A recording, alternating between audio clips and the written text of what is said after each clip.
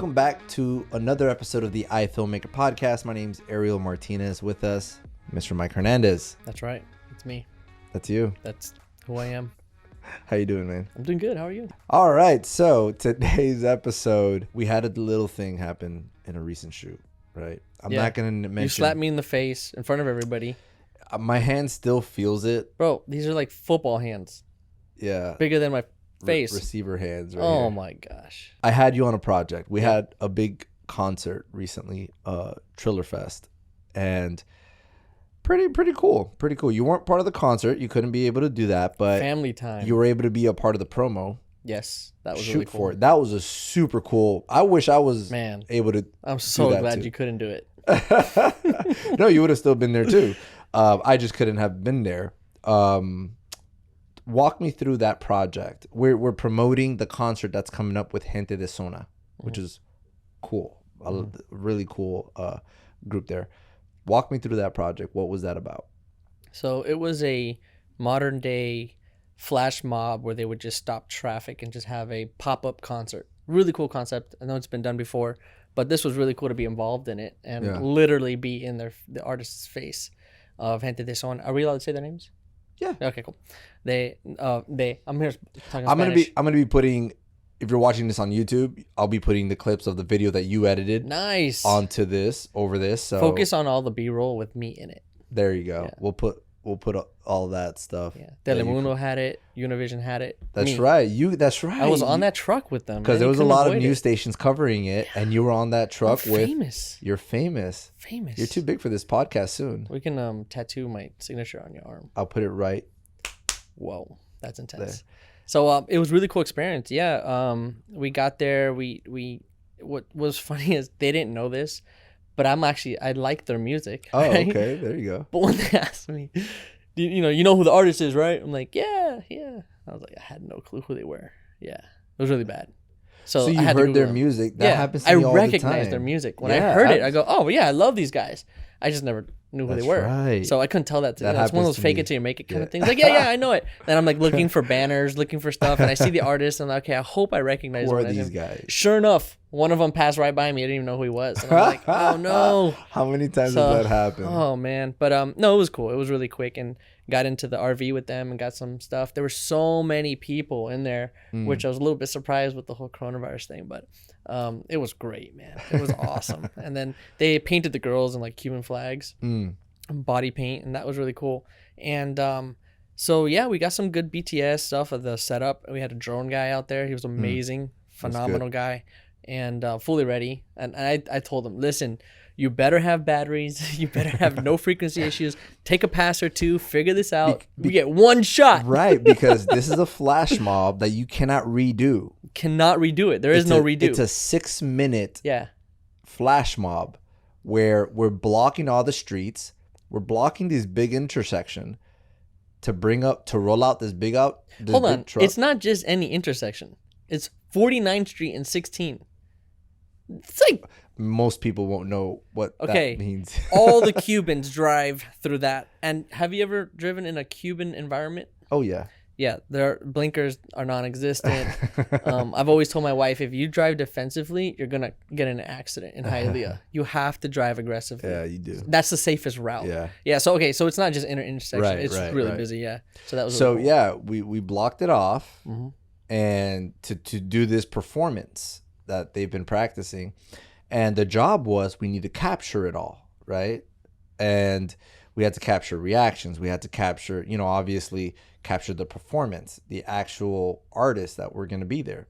I did not know that the artists were actually going to be there. I thought it was just a flash mob. That's why I came in a little confused. Though. Right, because that's what I was told. Yeah. So there's always that miscommunication with the client. Though, they failed to mention that the actual artists for the concert that we're promoting were going to be there. So anyways, that was a little super cool experience. Regardless, we captured it. Yeah. So we captured basically the live experience of everything just dead, normal day life. Right. And then all the setup, all the people coming in, all the 40 dancers that they had, choreographers. Yeah. And again, we're showing all this footage on the video portion of this podcast right now. So it was a really cool experience, and I got to be on the flatbed with them. So that was a cool experience. And listen, in So we're in the RV, and I tell him, listen, in my broken Latin, Cuban Spanish that, I started really picking up Say Spanish. it in Spanish first and then say it in English. Oh, Lord. What did you Now tell him? everyone's going to rip me for Come this. on, man. Yeah, mira, yo soy la cámara más importante, por favor. Mírame cuando estamos así afuera, okay?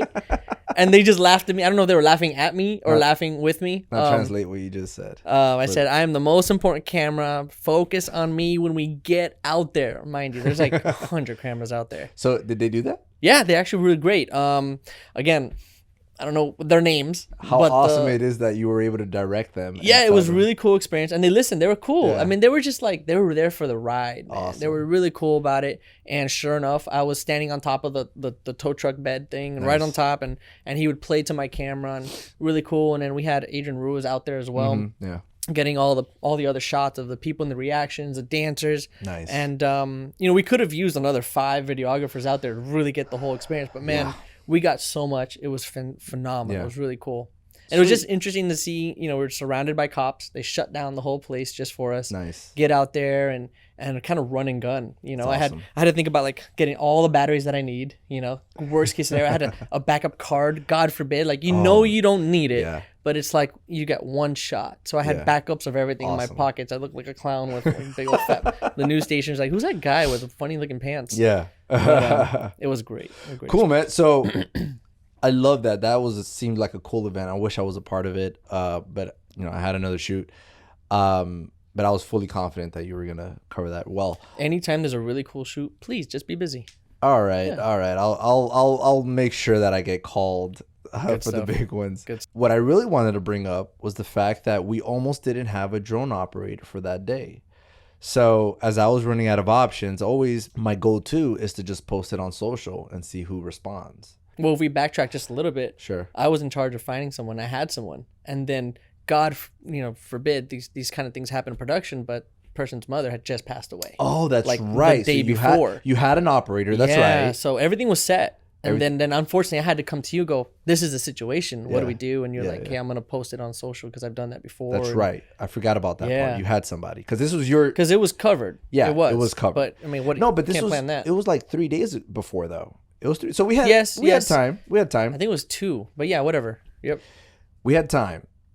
I know this because that same day I posted it on social. Hey, looking for a drone operator. Low budget, $250. It's for a 6-minute flash mob. It's what we have right now, So, let's see who responds. Mm-hmm. We don't need anything crazy. We didn't need an octocopper with a red out there. No. So we had several replies. I picked one guy that I guess he had always followed me. And I'm like, all right, let me finally try this guy out. He said he could do it. He said he's available. So he responds, and let me pull this out. I'm not mentioning any names. I definitely want to pull this up because I think that I decided to make this into sort of, I guess, what not to do when trying to get hired and how to deal with clients or potential clients. There's 2 ways, there are 2 perspectives to look into what you're about to share is the person as if you were that person, right? And also the one hiring. So he said it was available. I reached out, it's like, hey, you said you're available. What drone do you have? I think he said he had the Mavic Air 2 or whatever. I'm like, perfect. That's the one that I have. That's perfect. More than enough than we need. I didn't have a time yet. I didn't even tell him. I just told him a place and a day. I give him the location. So the guy shows up the day before to the location and then he sends me a picture. It's like, hey, is this the place? I don't, is it by the circuit? I've never been to the place. I said it's at the parking lot of a mall. And I said, well, hey, dude, you're the day early. It's the next day. And apparently he already knew that. He was just scouting the place, which is cool. That's cool. Cool, right? So then he says, he writes, all right, great. We're all set. The time is the only thing I want to know because it will be a deal breaker if it's after 4 p.m. And this is when did he tell you that? The day before that he's at location. It'll be the first thing is the way he approaches it. He says it will be a deal breaker if it's after 4 p.m. First of all, I should have known that when he first said that he was available. Right? Yeah. If you tell somebody that you're available, but you know that after 4 p.m. you're not available, even if I don't have a time yet, disclose that. For sure. You know? You shouldn't even think twice about that. And I said, setup is at 2:30. And then I said, I wish you would have told me about that, the after 4 p.m. thing. And then I'm asking him, so do you have a hard out at 4? And then he said, well, if that's an issue now, you know, I was given an address and a date, not a time. I have to be in Isla Morada at 6 p.m. And he goes, you let me know if you find someone else then. If not, you know till what time I am available. Wow, it's a bit rude. Wow. Right? So he's telling me, let me know if you found somebody else. If not, that's the only time I'm available until. So I think it would, yeah, sure. It would have been nice because I also didn't have the time. Right. It would have been nice to know the time from the beginning. But even then, I would have told you, hey, listen, you may not have a time yet, but before 5 days out, whenever you contact me, I would have been like, I'm scheduled from this day, from this time on that date. Yeah. The fact that he didn't just forget he didn't have a time. He should have just told you, hey, listen, whatever it is, just know I'm be busy after this time and I need to be out by my hard out is this time. Sure. That would have helped you go, oh, maybe I need to have a backup person or press you harder to get from the client because they're the ones that didn't give it to you. It wasn't you. Just first of all, his approach, his disposition, I could already sense attitude coming from him. That already makes me uneasy to even want to work with him, right? Yeah. So anyways, it's the day before and he's telling me now that he's essentially cannot be there. So and then I said, well, the flash mob is at 6. I'm sorry. The flash mob is 6 minutes. That's what I'm saying. It's 6 minutes long and it starts at 4:30. Even though I was wrong, it was at 5:30 that it started, so later. Which we didn't find out that. Even then, let's say it was at 4:30. His next reply, his next message was, I'm out then. There's no relationship between you two. So it's not even like you can count on some history there. It's just rude. Bro, to have that as a disposition, I'm out then, like just like that. Ouch. Just like that, flat out, I'm out then. Peace. So I was trying to bite my tongue a little bit and I'm just, I was like, how should I backhand this guy with text? And, should I even do that? Should I even stay? I stayed quiet for a little bit. I put K. I just put K. Safe. And then he writes, hopefully next time I can help out. Next time. He's still trying to plant a seed. So, and then I told him, it's not a good start, man. Makes me nervous considering you next time. Honest. It's not a good start. Like, dude. And then he goes off and then he says, that's totally fine by me. There won't be a next time. Burn that bridge, which I thought was hilarious. Whoa. I thought was funny. He said there won't be a next time. Burn that bridge. I built the bridge, first of all. I was the one reaching out to you to hire you, right? Who does he think he is? And so anybody that has experience in this industry does not talk that way. So that leads me to believe that he's a young buck. He's very prideful. He doesn't have work all the time because no client would hire him with this kind of attitude. And this is the only reason, I don't want to say his name. I don't want to say anything. This is the only reason I'm sharing this is because I think it's very valuable to know how not to act with a client. This is not the attitude and approach that you take with any client whatsoever. That's just really, really bad, right? One thing I've gained from this industry is just like any other industry, it's all about relationship. Yeah. People don't look at it like that. I worked with a director on a Ulta makeup, and we were in the Keys, and she treated everyone like garbage. She thought she was whatever she thought she was, and by the time the shoot was over, just her walking into the room, it was like it sucked everyone's energy out. It was so bad.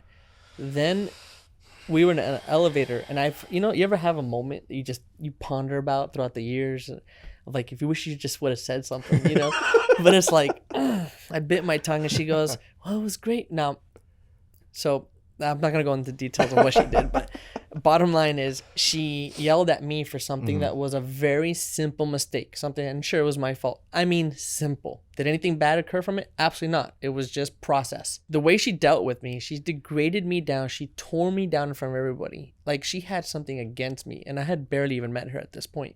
And everyone felt bad for me. And one of the guys started to step in to help me out because they felt this gang up that came from absolutely nowhere. Then she did it to someone else. Then she did it to someone else. By the time the shoot was over, everyone got a little piece of her wrath, right? So we get in the elevator. It's wrapped. And we're going. This is the last time I'm going to see her. It's just her and I. And I'm thinking, oh, this is so awkward. She just like tore me to pieces. And she goes, well, it's great working with you. I look forward to the next time. All I could get out of me was, Oh my God. That was it. Because what I really wanted to say was just a ripper new one. So then years later, I worked with a guy who was on the shoot. And I'm like, whatever happened to that client? Like, I never saw that client again. She goes, we lost it because of her. I was like, are you kidding me? And so it kind of tells you it's not just about how great you may think you are. It's about relationship, how you treat people. In this industry, it's you work with the people you like to work with. Yeah. People who are good at what what they do, but that you enjoy. It almost becomes a sense of family when you get to finally find a crew that you just you know what each other are thinking. I'm starting to develop that, bro. It's amazing. Yeah, dude. It's an amazing thing to have. I love that. Yeah. So that's a cool thing. It's a relationship. And this guy, what he's burning this bridge on his own. Will you ever hire him? Heck no. Even if he's available all day at the right price, I just that left Toxic. Such a horrible taste in my mouth. Just having that conversation with him, to see his disposition, to see his attitude. I never want to work. I hope I never work with this guy. Yeah. You know what I mean? Some kind of change of heart or change of experience. Dude, maybe, but like, so that wasn't the end. Oh. So after he said that was over. No, after he said burn that bridge, then he goes, at least I brought the subject up for you to still have time to find someone else the day before. That doesn't help. It's not an easy thing to just quickly replace. Yeah, drone operator, exactly. In fact, I have 3 people who can do the job, but now F it. Oh, he says the whole word. F it. I'm not gonna repeat that. I think we. And then he said, last thing he says was keep preaching. So now he's just attacking from because he's a fan of yours. Bro. Obviously, no longer. No, he's still following me. I don't follow him though. No, because when I went back to find the message, I don't see that. It just says follow back. But, dude, It was surreal. It was surreal. And again, knowing what I know, the experience that I've gone through, no one has ever spoken like that in this industry, which leads me to believe he's not really in the industry. Because nobody would work with you that way. You wouldn't keep getting work with that attitude. There's no possible way. So I think that, sharing that needed to be done just, again, to show how not to communicate with your clients. I had an episode earlier, and you could all go back and listen to it. It's called Serving Your Clients, and that's what it is. Like, you're in that episode, I basically talk about how when they hire you, it's a given that video, that obviously to the level that it is really what they're going to hire you more or pay you more for. But what's going to keep them is your customer service. You know what I mean? So the way you deal with your clients is, dude, I take big pride in being a problem solver for my clients. I take big pride in trying to find solutions and trying to help them. Obviously, they have to have a budget. This is assuming that they have the budget. If they don't, I try to, find somebody else that can do it for them. It's a customer service industry, really. And that's what's going to keep them. This is not to say that, dude, there has been many times where I've been booked for a job, fully booked, clients ready to go, and a bigger job comes in that I just can't ignore. We're going to open up that can. Yeah, absolutely. We're going to open up that can. This is how I handle it. I never tell the client I have something else, or not even that. Even let's say even if I'm nice about it, I never leave them stranded. My first duty is to find somebody that's just as good and that can replace me. Make sure that they're available and that they're good with the rate. Give them all the information that I know, essentially. So I'll approach you. Hey, Mike, I got this job, but I can't do it because I got something else or something came up, whatever it is. This is the rate. This is the information that I have. Can you handle this? Are you available? If you say yes, yes, yes, great. You're available. Let me get with the client to see if they're cool with this. Then I approach the client. Hey, listen, something came up. I cannot handle this job, but I have somebody already who is available at the same rate. They're just as good. Sometimes I'll even say they'll have, sometimes I've sent you out with my FX9. They'll have the FX9. They'll have my camera, whatever it is, whatever they needed. I'm just replacing myself. That's all that's ever happening. I'm never leaving my clients hanging without a operator now, because that's horrible. And I've done that several times, and those clients still come back because they know they're being taken care of. So the one cool thing to learn about that from a different perspective, because someone might be watching and they would have handled that differently. Okay. And it's the way I would have handled it before I stepped into really being an entrepreneur about how I'm handling my business. So for example, someone else might have been where I was years ago, where they would have said to clients like, hey, are you available for these dates at the rate, blah, blah, taking all the information. When the time came that you realized you can't fulfill on it, would have been like, I'm sorry, I'm just not available. Thinking individual. That's not how a business owner operates. They go, no, you're my client. You've come to me. I'm going to take care of you. I'm going to service all of your needs.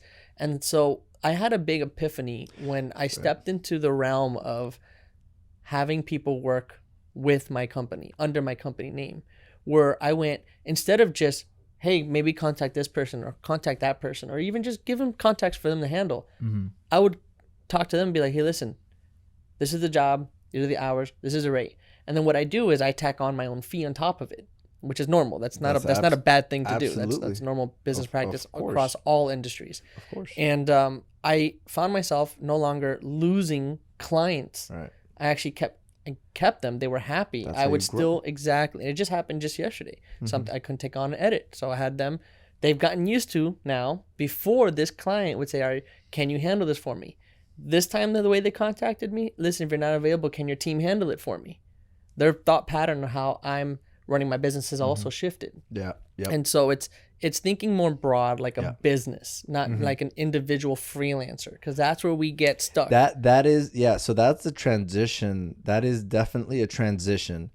That at some point, there's some people that continue making their living as freelancers, full-time freelance, and there's nothing wrong with that. And they got a ton of work, and it's all good. They have a ton of work. They can do all the jobs that they need to do. And then there are other people that want to grow and scale, and that's sort of kind of where I'm at now. So trying to figure that out, where now I'm barely doing the work myself, not because I don't want to, because I want to go out and get more work, right? It's time leverage. It really is. Now I'm selling time, so it's a very different feel. But anyways, now my approach is I can get one of my shooters to handle that, no problem, if it's a first time client or whatever, or just a client or just what the job calls for, if I really don't have to be there, if I have another shoot that day, or I can use that time more wisely and do this edit that another client's been waiting on, so it's one of those deals. But it's tricky. It's tricky. But at the end of the day, like you said, like we've been saying, taking care of your client is first and foremost. Making sure that they're covered, making sure that they're not left stranded. You want that client later. And that has happened. We have clients coming back all the time. There was this one client from London, again, that hired me for a shoot. But before, and it is actually, especially for those people like us that we're faith-based and, we have our convictions. Try to get the information before you accept. So first thing they always ask, hey, are you available this day? We have a shoot. And the first thing I always say, yeah, I'm available. What's up? What's the shoot? So I said I was available, but they didn't tell me the subject matter yet. But this is a client that I've worked with for a while. So they always hire me all the time. And so after I said I was available, it was like 2-3 days before the shoot. Then we do a briefing call. Then they tell me what the subject matter is. And I'm like, ugh. Listen, I can't do this shoot. Unfortunately, I'll get you somebody, because it was in the middle of a call. And I told them right away, but don't worry, I'll have you covered. But it can't be me.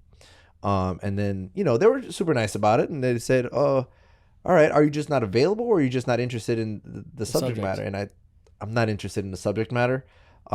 It's not, something that I'm comfortable covering. So yeah, it was just my conviction. I had to lay that out, plain and simple. So I found another replacement, same rate, same price, whatever it is. And it was a bold stance that a lot of people still wouldn't take, though. They would just bite the bullet and go against their convictions. So that's a good. What was the outcome on their response? They were just totally. They still hire me today. That's awesome. So they don't call me for stories like that. That's anymore. Great. They call somebody else. And mind you, this comes from a point of view, like the only way, like you said, not many people do that, but the only way to be able to comfortably do that, I have no problem doing that, even with my biggest clients. The only way I can comfortably doing that is understanding where my provision comes from. It's not from my clients. The Lord gives me my clients, right? And that's my belief. And that's what I fully rely on. And it's worked out well so far. So I had to tell my client that. But again, I don't leave them stranded. I don't leave them hanging like that. So I find a replacement for them, and they handle the job just fine. And they remember that. They know that. Either that, or I know the contacts of where they can find people. Shoot. So I had a job where it was a fashion shoot. Fashion can get a little funny. Yeah, you get. And I'm actually personally, like, I'll do a lot of different facets of what we do, different categories. Fashion is probably my least favorite. I'll still do it, and I still like. I love everything about the industry, but sometimes the culture of fashion is very cutthroat. It's just the culture of the whole crew, and it's just like everyone feels like they're stepping on each other and trying to get ahead and all these different things, and they'll do things to make you look bad in front of someone. I don't know. The last 2 jobs were fantastic. Nothing like what I've seen in the past, but I'm so used to it, such a negative vibe. But I was on this project once, and I honestly didn't know anything about it. I just got thrown on there. And next thing you know, I find out like the clothing is very see-through, if you know what I mean. And I'm just like, I didn't know I signed up for this because no one said anything. And I was just thinking about my wife the whole time. I'm like, she better not find out, babe. I hope you're not watching. And I was just like, I'm trying to like be courteous, and I'm trying to like just whatever's happening, I'm like, see if I can do something. But it was very it was just awkward because I didn't ask that question, and it was just uncomfortable for me. Yeah. Everyone else was used to it. But yeah, those are those moments where sometimes you may even get stuck in it. And it's like I did my best, and I repented, and I went to church, and I did all that good stuff. Cleanse me, Lord. Took like extra things of communion, like took 2 wafers instead of 1. Just kidding. But no, it was fun times. Oh, fun times. Man. Yeah, it's hard being in our industry sometimes with our convictions. But, put it this way. It's hard if you see, again, it's hard if you see that as your provision, right? To me, it's easy.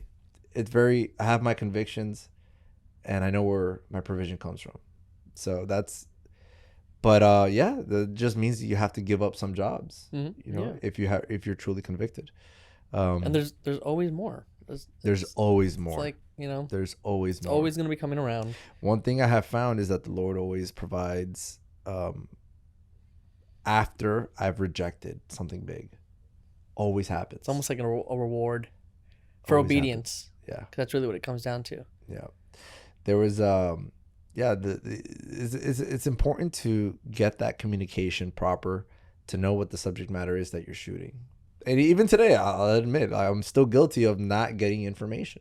It just doesn't happen that often that I have to. The subject matter is that bad, Yeah. But that's sort of what we kind of dive ourselves into. Well, we did a shoot once where it was a little risque. Yeah. And we had a conversation, and I was just talking to you too. Like, we're not supposed to be of the world. We're supposed to be in it, reflecting what we believe. And so I had no guilt on that shoot. Now there wasn't, so everyone watching, there wasn't anything seriously happening. Yeah. But it was just a little uncomfortable at one point. Yeah. And honestly, I felt like, listen, we're supposed to be here. We're representing something bigger than what most people are here for. And I really do believe that every industry, maybe some of them, maybe not, but every industry should have someone representing faith at some point, because there's sometimes needs to be that balance of what some might be considered evil and good. And it's nice to be able to have a representative of Christ in all these different industries to a certain level, obviously, because some people might look at this and go, whoa, pornographic shoots and all that stuff. But but I think it was great that we were there, and I believe that there's a reason for everything. And I believe that anytime that I go into a shoot, I always pray, Lord, give me favor, walk before me. And let me step into your grace with my clients. Teach me whatever it is, put the right words in my mouth that I need to know, so that the entire experience is a blessing. But yeah, so I always pray for favor before we go, and discernment, because in this world, we need discernment. Yeah, no, I agree to a certain extent. Look, we were able to provide a product for that client, the likes of which they've never seen for that series that they were shooting. Quality. Right? Yeah. So I was proud of the fact that at the end, the final product that we provided, because we edited this too, was way better. It blew what they had before out of the water. And you can see it. It's like night and day from what they had. My conviction is I'm using the gifts and talents that the Lord has blessed me with to elevate that. That was my conviction, my main conviction. Not the fact that I'm physically there, because that's one thing, but to use the gifts and talents that the Lord has blessed me with to elevate that is the real conviction that I had. So that was... Yeah, because you had to handle it from beginning to end. I did. And I had to see that footage, and I had to... And it was just very uncomfortable the whole time. I'm just imagining that late at night editing. Yeah, so I don't know. Like, they're still my client. And I've already even told... We have an in-between... middleman, not really a middleman, the people that put us together, but we all three in a trinity sort of do a lot of big work together. I even told the person in the middle, like, I don't think I can handle another one like that one. Like, if they ask for it again, I think I'm gonna have to pass on it. It's great money. It was great money, but I think I'm gonna have to pass on that just because I don't know that, especially with the artists that they were considering doing the next one with. Oh Lord, yeah. And I'll say it right here. It's Tekashi 6ix9ine. I don't think I could do a video. I really don't. Did you ever see the podcast he was on? No, I don't want to see anything that he's on. Well, he was on a podcast where they had to come in, and the person they had just interviewed before him was a pastor of Hillsong. Lovely. Joel Houston, I believe. Joel Houston, yeah. And there was a powerful moment where they asked if he would pray for him. And it was cut live. I was happy to watch it live. And it was cool. You can go on YouTube and see it. And it was just a cool moment to see, Yeah, there's a difference. If my disposition is, I'm going to do this so that I can preach to him, right? But at the end of the day, I have to produce a product of his that's going to go out to the world. And then one of my brothers from my church, Yoa, said, imagine this. That product that you made for him goes viral, and it goes down as the thing that you made for him. That's what you're known for, right? And that's what I'm known for now. I can't live with that. You know what I mean? Like, but here's the beauty behind what we do: we can say no to a gig. Absolutely. That's the beauty. But there's not a lot of industries, or there's some people who just feel stuck where they have to do whatever comes in because they're either an employee. And I'm not trying to say employment is bad, but it's nice to be in a position where if your convictions are a certain way, you could lean on them and say no to certain gigs. It's a blessing. That really is a blessing. It really is a blessing. And that's a benefit. If you're considering getting into this business and you're someone of faith, it is a benefit to be able to know that you can say no to these clients. And there are rewards to that. It's not like... If you're a real person of faith, meaning you have faith that the Lord is your provider and not the world and not your clients. That way you don't see your client with like money signs in your eyes rather than just another person that the Lord has brought to you. Absolutely. And I feel that sometimes it's a test. I feel that sometimes it's a test to see if you're willing to stay true to your convictions, Mm-hmm. or are you willing to fold on them, For the greed of money. for money. Yeah. But yeah, don't be a drone operator who tells you the day before, I'm only available till 4. Yeah. That's so funny. Yeah. This I just had a job too where I wasn't able to fulfill it, and something came up, and I went through everything to try to find someone to replace me. And this wasn't the kind of job where it was a studio job. So it's not the kind of that I can just put it under my name and tack on my fee and stuff like that. So, but I really feel like you really should do your best if you're ever going to have to opt out for whatever the reason might be. Find a replacement and find a good one, and don't hold back. Don't try to put a thumb on people that you may be scared that they'll take this job away from you.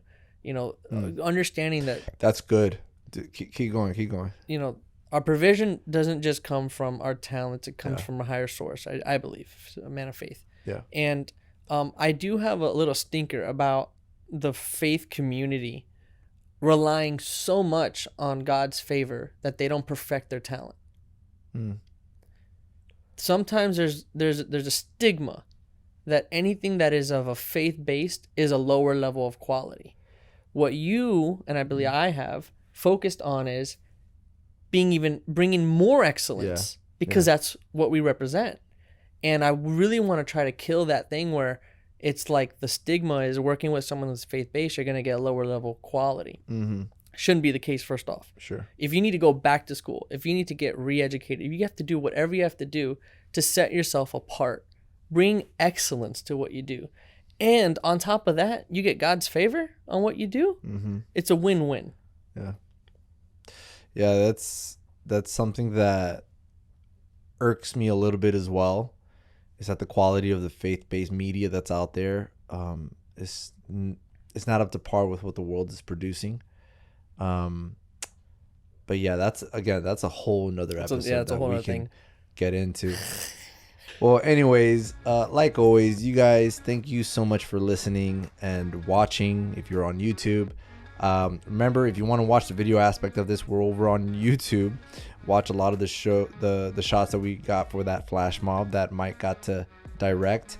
He did a phenomenal job on that. We're gonna put links to all that on the show notes. You can follow me, you can follow Mike. All our links are down below or on screen probably right now, but not really because we're trying to get this episode out. And so you can follow the podcast at iFilmmaker Podcast on Instagram, on Facebook, and whatnot. And so the best podcast in town. Glad to finally be back doing this. So Been busy working. We've been crazy busy working, but anyways, I think this is gonna help keep us more consistent. So thank you guys for watching, and we'll see you on the next one.